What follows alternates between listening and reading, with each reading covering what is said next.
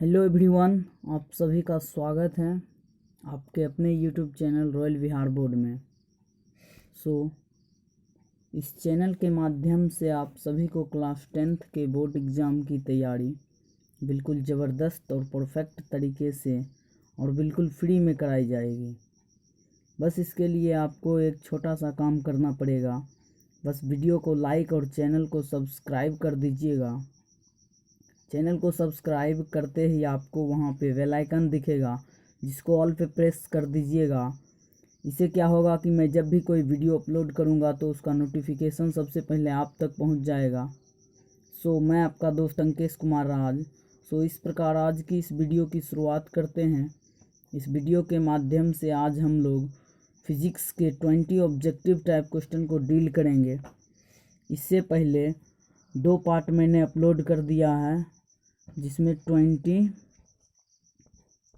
20 question का दोनों part था। टोटल 40 क्वेश्चन मैंने पार्ट 1 और पार्ट 2 में अपलोड कर दिया है, और ये इसका पार्ट 3 वीडियो है। ये पार्ट 3 वीडियो है। अगर आप पार्ट 1 और पार्ट 2 वीडियो नहीं देखे हैं तो उसको देख लीजिएगा, उसके बाद पार्ट 3 को देखिएगा। तो इसमें हमारा पहला प्रश्न क्या कह रखा है। पहला प्रश्न है हमारा कि एक बोर्ड ऑफ ट्रेड यूनिट बराबर क्या होता है। एक board of trade unit, option number A 1 kilowatt hour, option number B 2 kilowatt hour के, option number C 5 kilowatt hour और option number D 10 kilowatt hour.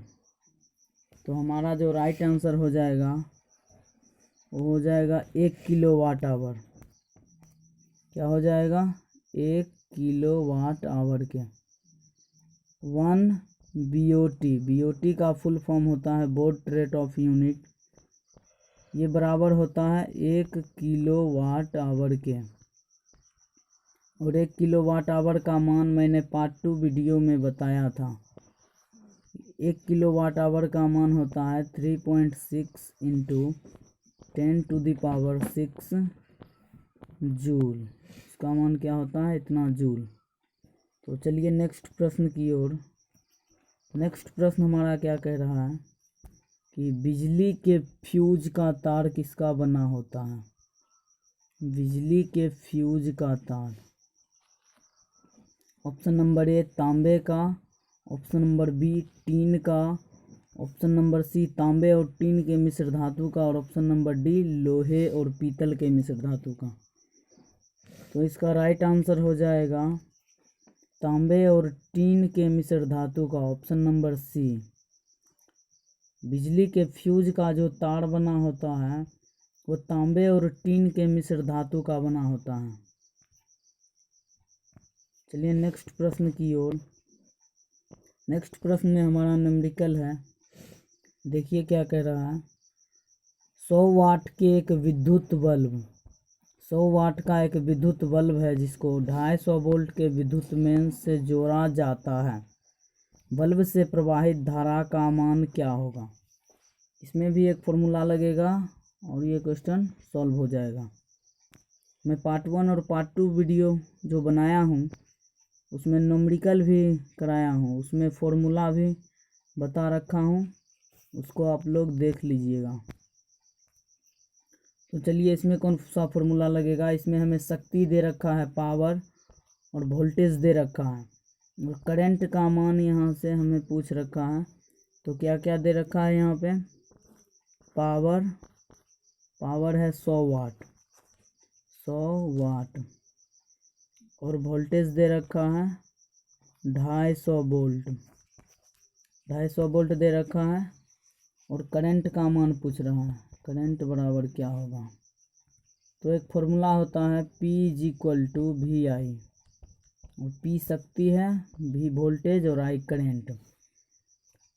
तो P का मान दे रखा है 100, वोल्टेज का मान दे रखा है 250, गुने I का मतलब करंट होता है, इसी का वैल्यू पूछ रखा है।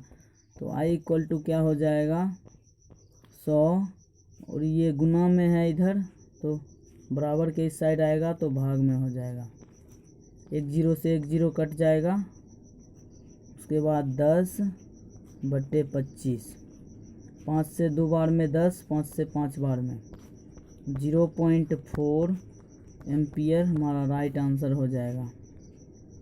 0.4 ampere is the right answer. 0.4 ampere. फॉर्मूले को याद कर लीजिएगा, फॉर्मूला ही बिल्कुल इम्पोर्टेंट है, समझ गए। फॉर्मूला याद रहेगा तो न्यूमेरिकल बनाना आसान हो जाएगा, समझ गए। चलिए नेक्स्ट प्रश्न की ओर। नेक्स्ट प्रश्न हमारा क्या कह रहा है कि 220 वोल्ट पर किसी बल्ब से 5/11 एम्पियर की धारा प्रवाहित होती है, तो बल्ब की शक्ति क्या होगी। Option number A 220 watt, option number B 100 watt, option number C 1000 watt, option number D 60 watt.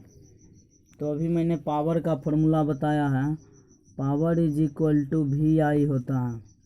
तो पावर यहाँ पे पूछ रहा है, तो power is equal to voltage दे रखा है 220 वोल्ट और करंट 5/11 एम्पियर दे रखा है। तो इसको सॉल्व कीजिएगा तो हमारा आंसर आ जाएगा। चलिए इसको सॉल्व करते हैं। 220 गुने 5/11, 11 से 2 बार में 22, 0, 20/25 100 वाट हमारा राइट आंसर हो जाएगा।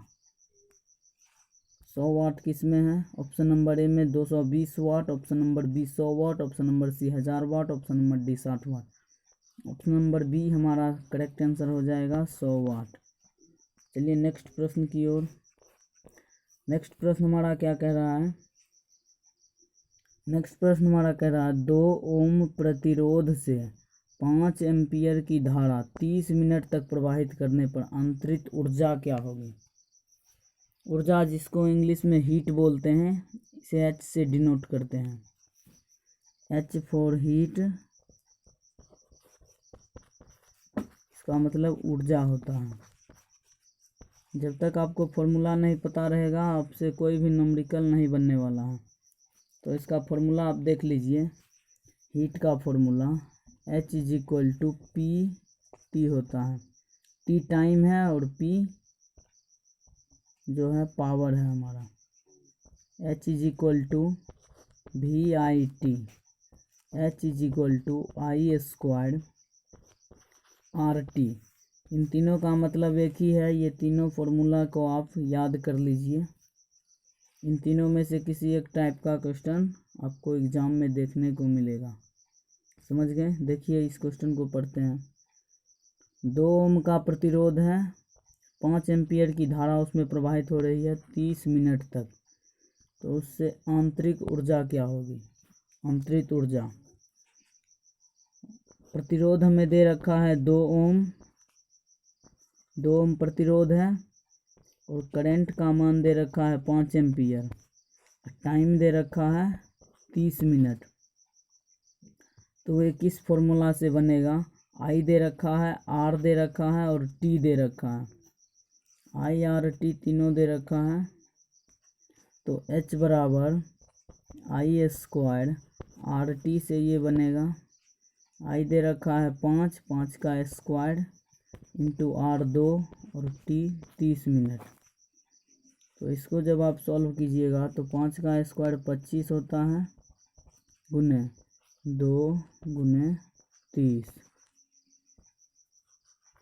30 मिनट है। इसको सेकंड में बदलिएगा तो 60 से गुना करना पड़ेगा। तो इन सब को जब आप गुना कीजिएगा 6 तिहाई 1800 गुने 25 को 2 से गुना कीजिएगा तो 50, 18 को 5 से गुना कीजिएगा तो 90 और ये 3 0 उतर के आ जाएगा।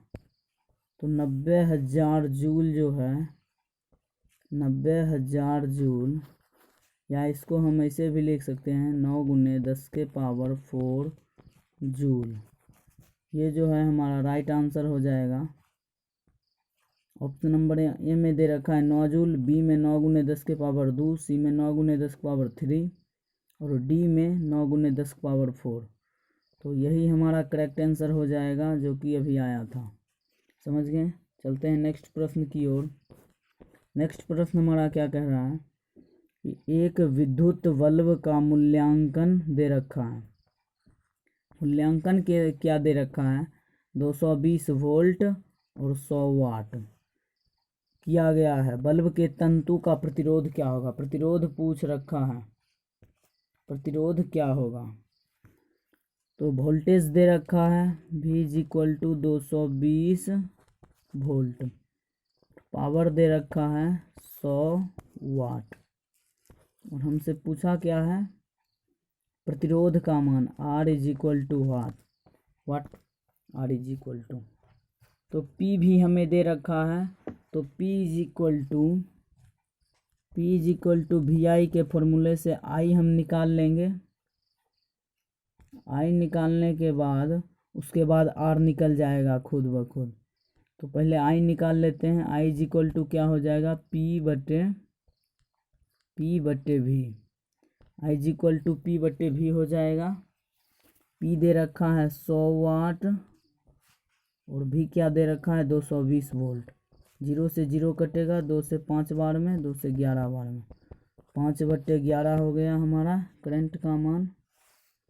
I क्या हो गया, 5/11, और V दे रखा है 220 वोल्ट, और पावर दे रखा है 100 वाट, पावर 100 वाट दे रखा है।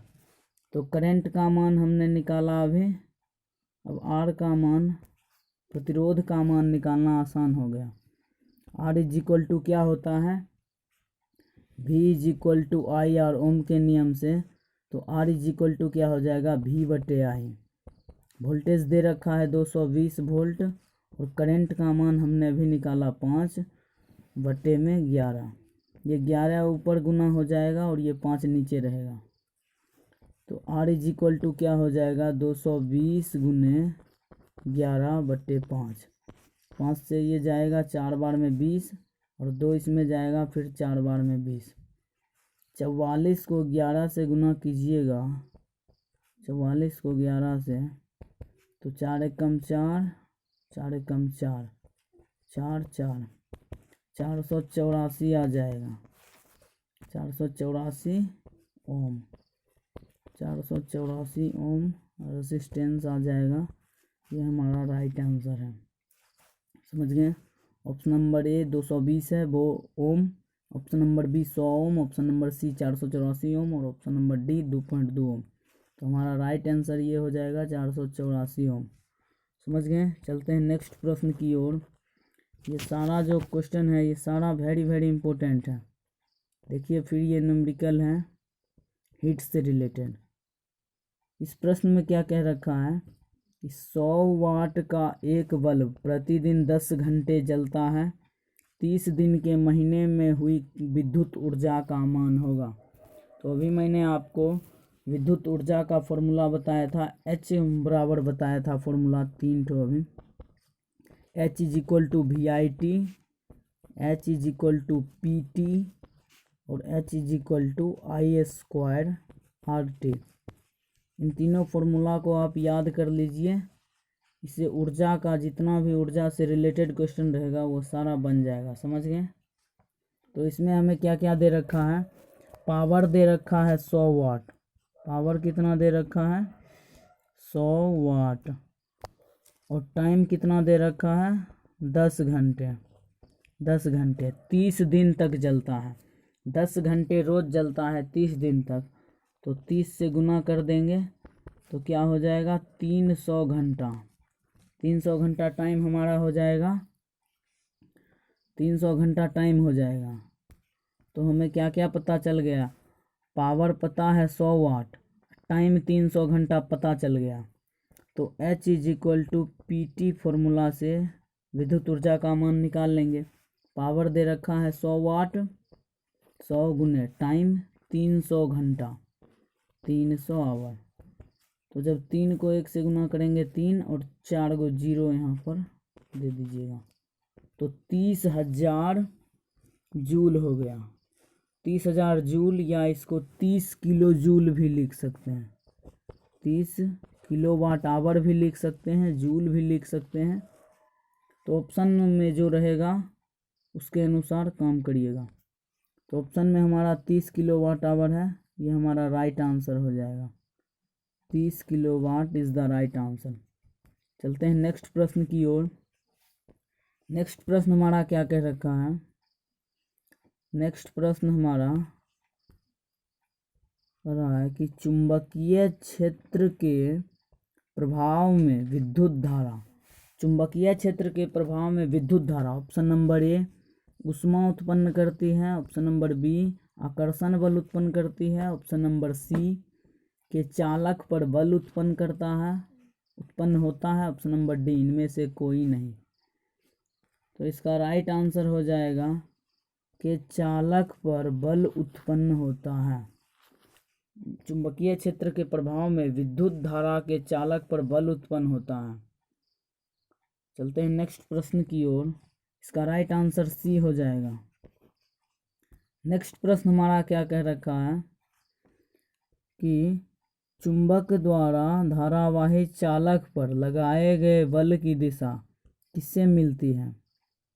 ऑप्शन नंबर ए है मैक्सवेल के दक्षिण हस्त नियम से, ऑप्शन नंबर बी फ्लेमिंग के वाम हस्त नियम से, ऑप्शन नंबर सी एम्पियर के नियम से, और ऑप्शन नंबर डी ओम के नियम से। तो इसका राइट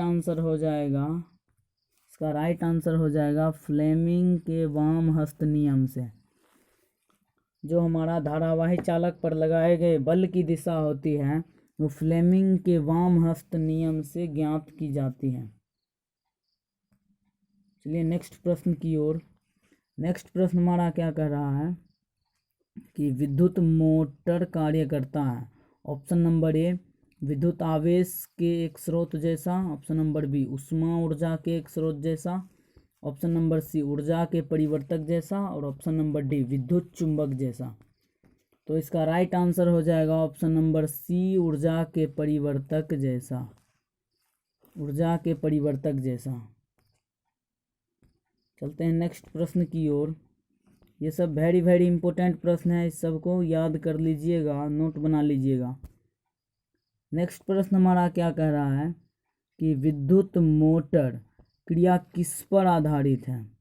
विद्युत मोटर की जो क्रिया है, विद्युत मोटर जिस पर काम करती है वो किस पर आधारित है? ऑप्शन नंबर ए विद्युत धारा पर का चुंबकीय प्रभाव, विद्युत धारा पर चुंबकीय प्रभाव पर, चुंबक पर विद्युत धारा के प्रभाव पर, ऑप्शन नंबर सी आर्मेचर के घूर्णन पर, ऑप्शन नंबर डी इनमें किसी पर नहीं। तो इसका राइट आंसर हो जाएगा विद्युत धारा के चुंबकीय प्रभाव पर। विद्युत मोटर जो काम करती है वो विद्युत धारा के चुंबकीय प्रभाव पर। चलते हैं नेक्स्ट प्रश्न की ओर। नेक्स्ट प्रश्न हमारा क्या कह रहा है कि प्रेरित धारा की दिशा प्राप्त होती है। ऑप्शन नंबर ए वाम हस्त नियम से, ऑप्शन नंबर बी दक्षिण हस्त नियम से, ऑप्शन नंबर सी लेंज के नियम से, और ऑप्शन नंबर डी ओम के नियम से। तो इसका राइट आंसर हो जाएगा दक्षिण हस्त नियम से। प्रेरित विद्युत धारा की दिशा प्राप्त की जाती है फ्लेमिंग के दक्षिण हस्त नियम से। चलते हैं नेक्स्ट प्रश्न की ओर। नेक्स्ट प्रश्न हमारा क्या कह रहा है कि विद्युत चुंबकीय प्रेरण की घटना में, विद्युत चुंबकीय प्रेरण की घटना में क्या होता है? ऑप्शन नंबर ए किसी वस्तु को धन आवेश से आवेशित किया जाता है, ऑप्शन नंबर बी एक विद्युत मोटर की कुंडली का घूर्णन होता है, ऑप्शन नंबर सी धारावाही परिनालिका द्वारा चुंबकीय क्षेत्र की उत्पत्ति होती है, और ऑप्शन नंबर डी चुंबक और कुंडली के बीच आपेक्षिक गति के कारण विद्युत धारा का उत्पादन होता है। तो इसका राइट आंसर हो जाएगा ऑप्शन नंबर डी चुंबक और कुंडली के बीच आपेक्षिक गति के कारण विद्युत धारा का उत्पादन होता है। चलिए नेक्स्ट प्रश्न की ओर चलते हैं। नेक्स्ट प्रश्न हमारा कह रहा है कि डायनेमो का सिद्धांत किस पर आधारित है? ऑप्शन नंबर ए धारा के ऊष्मीय प्रभाव पर, ऑप्शन नंबर बी प्रेरित विद्युत पर, ऑप्शन नंबर सी विद्युत चुंबकीय प्रेरण पर, और ऑप्शन नंबर डी उपकरण के आर्मेचर के इलेक्ट्रॉनों की गति पर। तो इसका राइट आंसर हो जाएगा ऑप्शन नंबर सी, विद्युत चुंबकीय प्रेरण पर। विद्युत चुंबकीय प्रेरण पर डायनेमो का सिद्धांत आधारित होता है। डायनेमो का सिद्धांत किस पर आधारित होता है? विद्युत चुंबकीय प्रेरण पर। चलिए चलते हैं नेक्स्ट प्रश्न की ओर। नेक्स्ट प्रश्न हमारा क्या कह रहा है? नेक्स्ट प्रश्न हमारा कह रहा है कि डायनेमो के लिए निम्नलिखित में से कौन सा कथन सत्य है? ऑप्शन नंबर ए, यह विद्युत ऊर्जा को प्रकाश ऊर्जा में बदलता है। ऑप्शन नंबर बी, यह गतिज ऊर्जा को ऊष्मा ऊर्जा में बदलता है। ऑप्शन नंबर सी, यह विद्युत ऊर्जा को यांत्रिक ऊर्जा में बदलता है। ऑप्शन नंबर डी, यह यांत्रिक ऊर्जा को विद्युत ऊर्जा में बदलता है। तो इसका राइट आंसर हो जाएगा ऑप्शन नंबर डी, यह यांत्रिक ऊर्जा को विद्युत ऊर्जा में बदलता है। डायनेमो का मतलब क्या है कि जो जनरेटर में लगा होता है डायनेमो, उसमें तेल देते हैं, डीजल देते हैं और वो बिजली उत्पन्न करता है। तो वही डायनेमो का बात हो रहा है कि उसके संदर्भ में कौन सा कथन सत्य है? तो वह जो है वह यांत्रिक ऊर्जा को मतलब तेल डीजल खा के विद्युत ऊर्जा उत्पन्न करता है। समझ गए? चलिए नेक्स्ट प्रश्न की ओर चलते हैं। नेक्स्ट प्रश्न हमारा क्या कह रहा है कि अर्धचालक पदार्थों की विशिष्ट चालकता। अर्धचालक पदार्थों की विशिष्ट चालकता क्या होती है? ऑप्शन नंबर ए, चालक पदार्थों की विशिष्ट चालकता से कम होती है। ऑप्शन नंबर बी, और चालक पदार्थों की विशिष्ट चालकता से अधिक होती है। ऑप्शन नंबर सी, चालक और अचालक पदार्थों की विशिष्ट चालकता के बीच होती है। और ऑप्शन नंबर डी, शून्य होती है।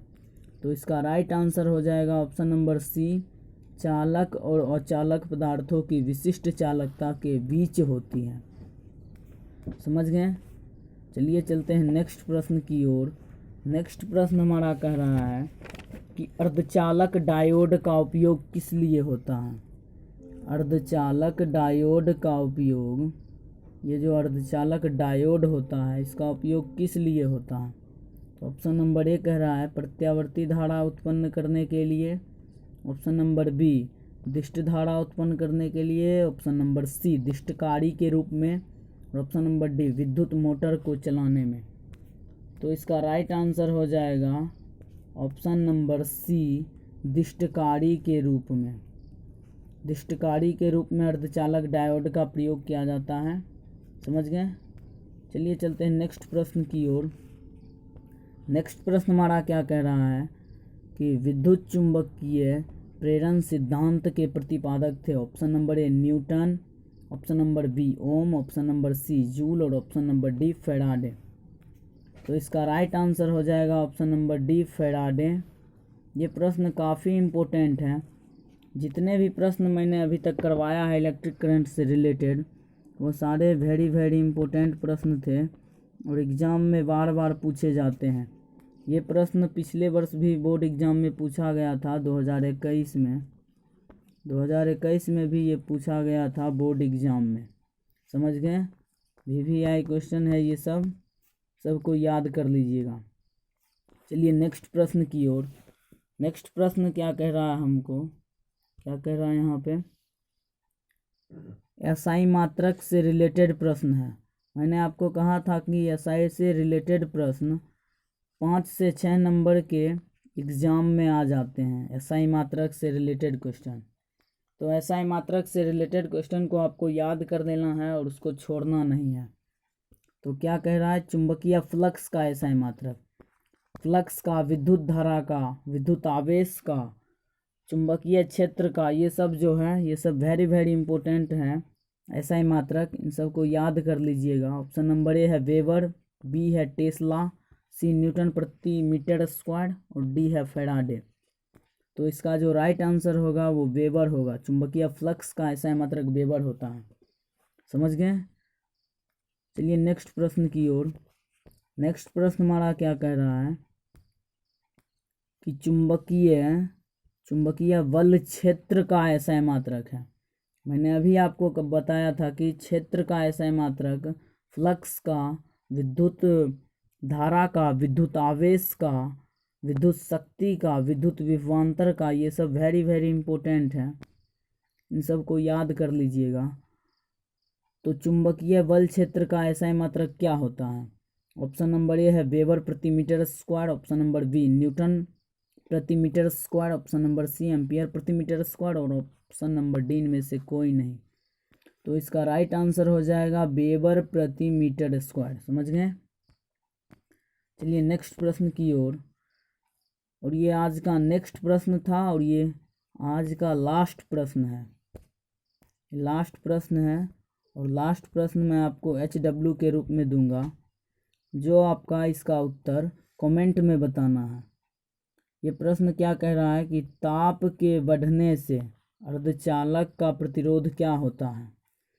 ताप जब बढ़ता है तो अर्धचालक के प्रतिरोध में क्या परिवर्तन होता है? ऑप्शन नंबर ए घटता है, ऑप्शन नंबर बी बढ़ता है, और ऑप्शन नंबर सी समान रहता है, या ऑप्शन नंबर डी पहले घटता है फिर बढ़ता है।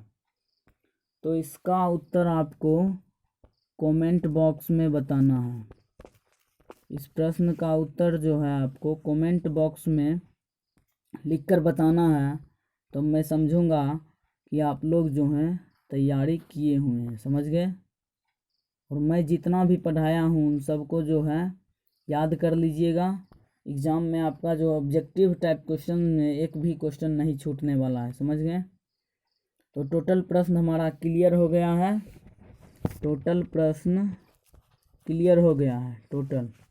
इसका 2 पार्ट और मैं बनाऊंगा अभी। इलेक्ट्रिक करंट का लगभग 5 पार्ट बनेगा, 5 पार्ट। यदि इस 5 पार्ट को आप देख लीजिएगा तो इलेक्ट्रिक करंट से रिलेटेड साइंस में जो क्वेश्चन होगा वो आपसे कभी नहीं छूटेगा। और आप इससे 10 नंबर के जो क्वेश्चंस आते हैं, 10 नंबर के, ये 10 में 10 मार्क्स आप उठाइएगा बोर्ड एग्ज़ाम में। समझ गए? यदि आप लोगों को यह वीडियो पसंद आया होगा तो वीडियो को लाइक कर दीजिएगा, सब्सक्राइब कर दीजिएगा, और अपने दोस्तों में इसको शेयर कर दीजिएगा। समझ गए? वीडियो को लाइक, शेयर और सब्सक्राइब ज़रूर कर दीजिएगा, क्योंकि ये सारा जो क्वेश्चन है VVI है पूरा। मैं आपके लिए ही ये सब जो क्वेश्चन है खोज खोज के लाता हूँ। समझ गए? तो आज के लिए इतना ही। समझ गए? इसी के साथ वीडियो की एंडिंग करते हैं। मिलते हैं नेक्स्ट वीडियो में। तब तक के लिए धन्यवाद। जय हिंद।